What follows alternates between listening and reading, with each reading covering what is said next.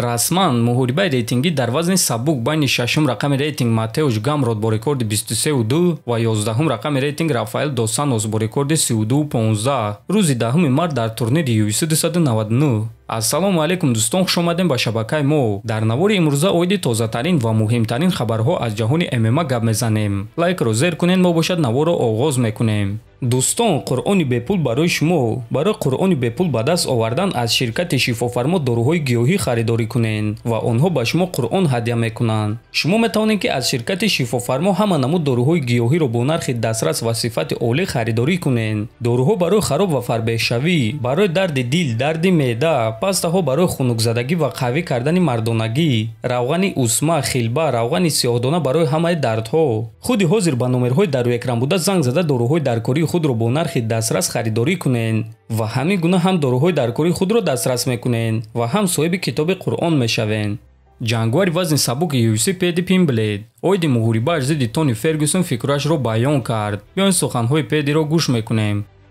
ман дар ҳақиқат Тони Фергюсонро эҳтиром мекунам. ӯ дар топ 5 беҳтарин ҷангварони вазни сабук дар ҳама замон аст. ки мухлиси Тони набуд? ҳатто ман мехоҳам ки ӯ ғалаба ба даст биёрад ва баъд карьераи худро ба анҷом расонад. танҳо ман намехоҳам ки ӯ дар муҳориба зидди ман ғолиб шавад. ин кор рух намедиҳад. ман бо версияи беҳтарини Тони Фергюсон вохӯрдан мехоҳам. бо Тоnie ки зидди Доналд Серона ҷангида буд. бо Тоnie ки зидди Энтони Петтис ҷангида буд. ман бо Тони сӯзҳаракате ки зидди Боби Грин ҷангида буд вохӯрдан намехоҳам. ман беҳтарин версияи Тониро интизорам ва барои ман дар октагон бо ӯ ҷангидан шараф аст, гуфтааст Пимблэд. ногуфта намонад ки муҳорибаи Тони Фергюсон ва Пэди Пимблэд аллакай шаби 16 ба 17 декабр дар турнири UFC 296 баргузор мегардад ва шояд ки ин охирон баромади Фергюсон бошад.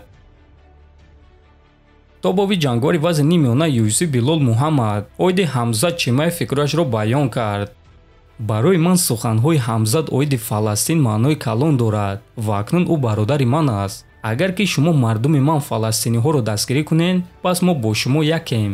агар ки ту мусалмон бошӣ ва дигар мусалмонон дар азоб бошанд, пас ту бояд ки дарди онҳоро ҳис кунӣ. ман ҳис карда истодам ки ин чиз моро пайванд мекунад. акнун ман ҳамдастаи Ҳамзатам. умедвор мешам ки ӯ камарбанди вазни миёнаро мегирад ва ман умедворам ки ӯ соли оянда соҳиби ин камарбанд мешавад. соли оянда ман чемпиони вазни нимёнаи UFC мешавам. ислам чемпиони вазни сабук аст, а Ҳамзат бошад чемпиони вазни миёна. мо мусалмонон ҳамаи камарбандҳоро мегирем, гуфтааст Муҳаммад. дӯстон, бояд қайд кард ки байни Билол Муҳаммад ва Ҳамзат Чимаев муддати дароз бадбинӣ буд ва акнун чӣ гуна ки мебинем онҳо вохӯрда ҳамаи корро ҳамчун ду бародари мусалмон ҳал карданд ва мо низ аз ин кор хеле шодем. довталаб барои камарбанди вазни нимёнаи UFC Колби Ковингтон аллакай пеш бурдани муҳорибаашро зидди чемпиони вазни сабук Ислам Махачев оғоз кард.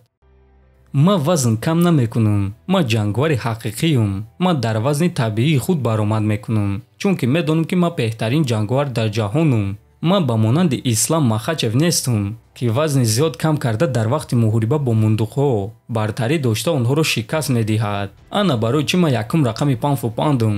ман дар вазни табиии худ меҷангам, гуфтааст Ковингтон. ва дӯстон, чӣ гуна ки ҳамаамон медонем, худи ҳозир Ислам Махачев якум рақами панфу-панд аст ва Колби ӯро танқид карда пас зада истодааст. ҳамчунин дида мешавад ки Колби аллакай оиди ин муҳориба бисёр гап зада истодааст ва агар ки ӯ Леонро шикаст дода тавонад, пас ҳамаи кор хеле шавқовартар мешавад. аммо барое ки муҳорибаи ӯ зидди Ислам баргузор гардад, пас Колби бояд ки Леонро манъ кунад ва Колби ин корро карда метавонад ё не, мо аллакай саҳарии 17 декабр мефаҳмем. шумо бошад дӯстон, фикрҳои худро метавонед дар комментария нависен. ҳатман дар канали мо обуна шавед то боздид хонободу сарбаланд бошед.